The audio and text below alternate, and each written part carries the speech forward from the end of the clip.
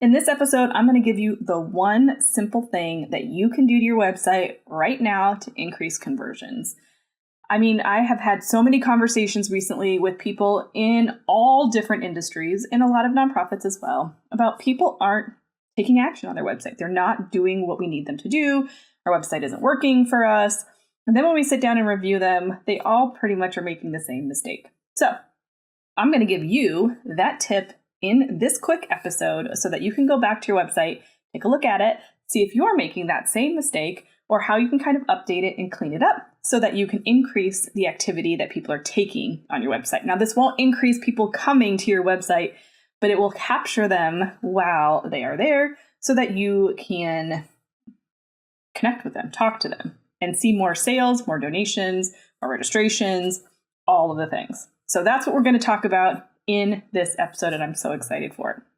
But before we get into it, this episode is brought to you by Do Good University. This is a membership for nonprofit fundraising professionals who want to up-level, get help and support where they need it, and get more money coming through the doors, have more repeat donors, get more grant funding, understand how to market their organization better. And you can learn more about it at thefirstclick.net/DGU, the letter U.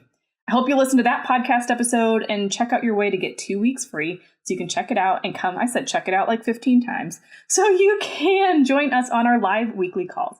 Patrick Kirby, who's the founder of Do Good University, and myself go live every single week in the group to answer your questions and support you in wherever it is that you're stuck so you can keep things moving.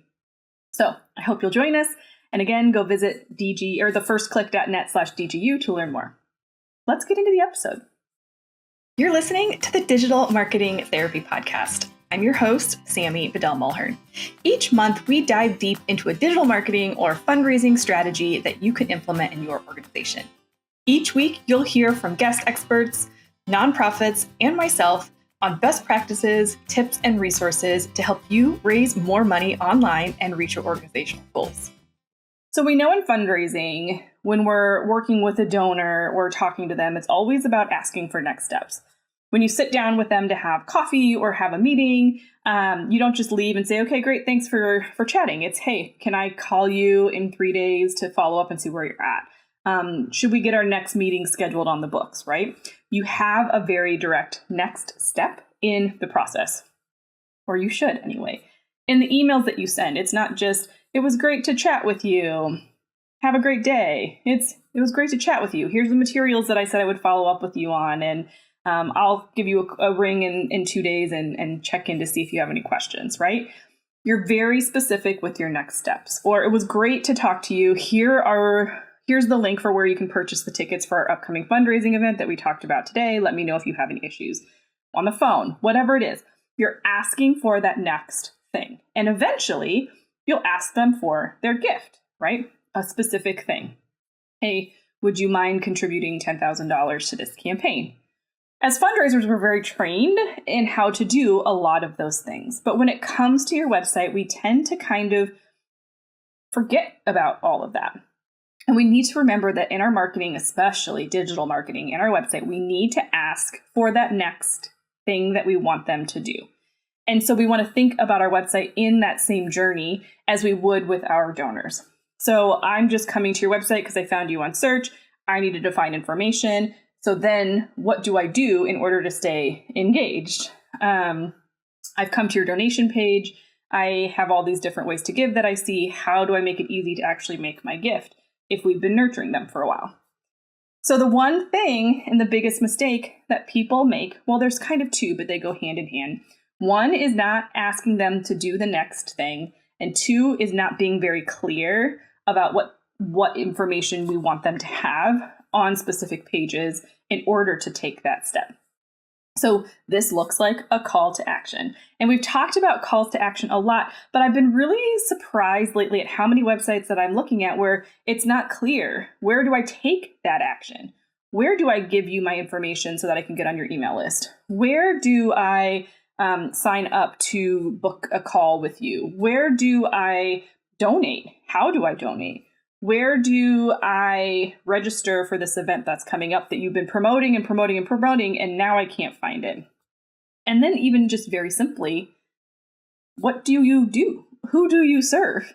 And how are you aligned? Are you the right organization to align with kind of what I'm looking to do? Right? We've talked a lot about you might be a pet rescue.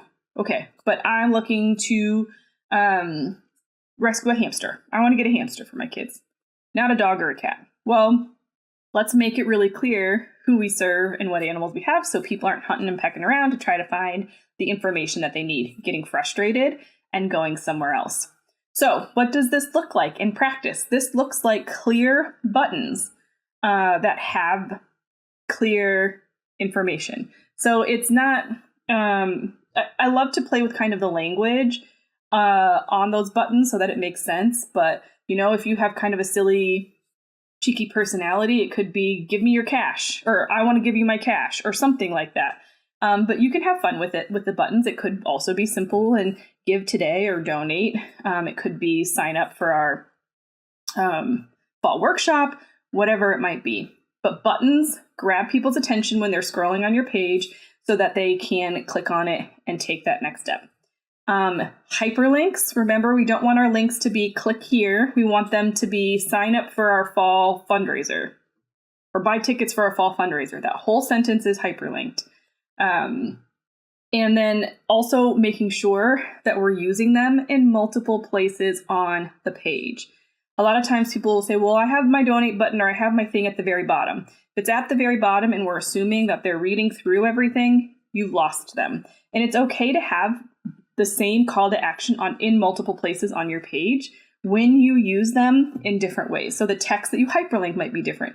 The button text might be a little bit different. Maybe you have, once people scroll down a certain way on your page, you have someone that slides in on the bottom, and they might all be directed to the same thing, but they're written in a little bit of a different way. So you're grabbing people's attention.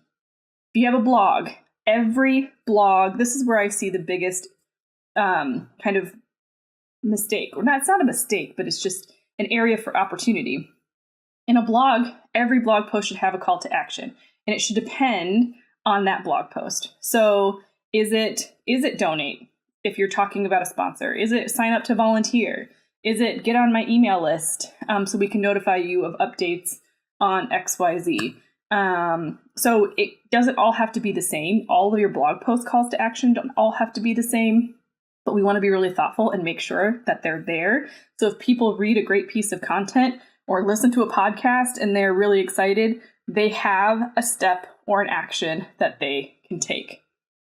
Now, I want you to go look at your website, just spend a few minutes looking around and see if it's clear the steps that people can take when they land. Or are you just providing them with information? If we're just providing them with information, then we're sending them back out into the world.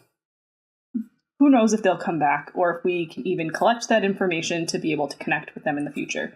So we really want to be clear, concise, multiple different kinds of visuals, and give people an opportunity to take that next step. Now, I know this might feel and sound oversimplified. Okay, that can't just be the thing that's going to change everything and all of a sudden people are going to be engaging. Correct.